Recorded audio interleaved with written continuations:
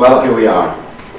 The fourth week, the fourth Sunday of Easter, which always is commemorated as the Sunday of the Good Shepherd. The Good Shepherd. Well, obviously, if we know that there is a good shepherd, there must be bad shepherds as well. And what is a shepherd? I actually asked my brother, who is really non-religious, that question this morning before I left. When I say to you or ask you, what is a shepherd to you, what do you say? One who cares for the other. And boy, did you hit it on the nail. Not so bad. I am the good shepherd.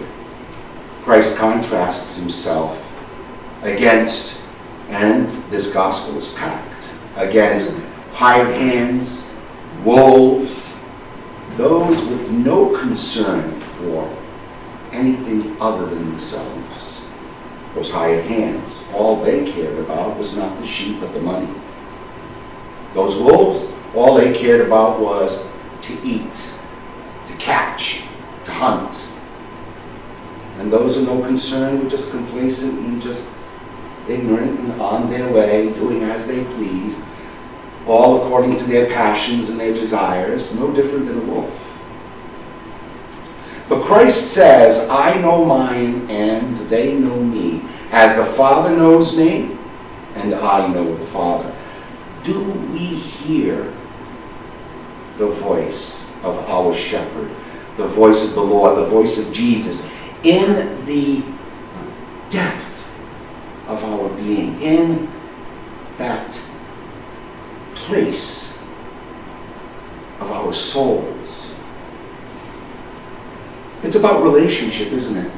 It's about intimacy. And one thing about a shepherd is they know their sheep. Now, let me ask you, and I'm sure with a show of hands, how many of you here own pets? I do.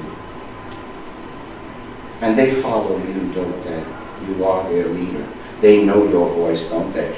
And that relationship goes deeper than just that, doesn't it? I know I have my little dog, a mini dachshund called DJ. He sleeps with me. He goes with me to the doctors. Actually, I put him on the table. It's kind of a running joke with my doctors. You know, so as soon as he opens up the door, he doesn't see me on that chair. He sees my dog. But there's that intimacy, right? We know them. We smell like them. And believe it or not, they become like us, don't they? How often do we hear, oh, you know, the dog, no different than the owner no different than the dog. But do we hear him, the voice of our leader, our shepherd, our master, in the depths of our consciousness? We, my brothers and sisters, my friends, all know the difference between right and wrong, what is just and unjust. How deep does your relationship go with Jesus, with God, your Creator? Ask yourselves that. Because your response is vital. Your very existence, that existence of promise given us of everlasting life. Because this, my friends, this life, this world, will pass. None of us get out of this alive. It is just the beginning. And like all beginnings, all births, there is pain. But there is a promise of life everlasting. Do we respond in the right way? And how is it that we should respond? We should respond through service. We should respond through love, through the concern of the other, a total self-giving to the other for the sake of the other. That's love. That's true love. Not, I'm doing this for you because I know you're going to do this. Or as my mother used to say, one hand washes the other. That's not the true essence of love at all. That self-giving is a giving of your time, your talents, most of all, your heart. And hopefully a heart that in an intimate relationship with Christ has been transformed. Transformed to be one like him. Are we willing to make those sacrifices? He also says in this gospel, I have, and that's an important word, have, means they're already his, right? They belong to him. I have other sheep that do not belong to this fold. These I must also lead, and there will be one flock and one shepherd. It's about unity. Relationship is unity. It's that intimate bonding of one to another. And who are these other sheep that he speaks of? Well, we know them. We walk with them. We see them. The man panhandling on the side of the road. The man carrying or charging his shopping cart full of cans and all his worldly belongings, stopping for a cheap 99-cent Cumberland Farms coffee at the corner store. The marginalized, the forgotten, the lost, the outcast, the neglected, the rejected. These, my friends, we come across in the people we see day to day. Are we blind? Do we really follow Christ? Do we really heed his word to become his hands and feet in a world filled with so much pain and suffering and loss? It doesn't matter. He has all of us in the palm of his hands. He, after all, created us, and we are made in his image and likeness. We are truly, then, his hands and feet as we live. And so we must serve in the same way.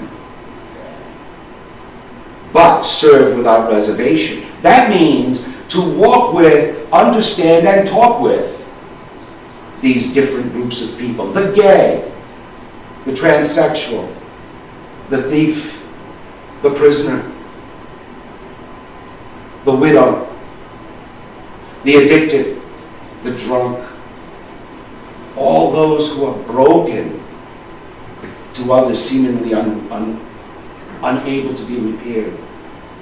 But Christ, the healer of all things, calls them into relationship with him. They just may not hear his voice as clearly as hopefully you and I do. And therefore, it is our jobs not just to be sheep, my friends, but also shepherds. We are called to be that example. We are called to walk, to talk, to teach, to witness, to testify. How the love of God in our lives has transformed us, brought us peace, brought us joy, and renewed and rekindled our faith and hope in the promise of everlasting life, which, my friends, is a guarantee for those who by their free will choose to follow and to attain. We are adopted children of God, heirs to the splendid joys and riches of heaven. That's who we are. We were anointed with holy oil at our baptism, blessed with holy water, called, brought into the fold, chosen.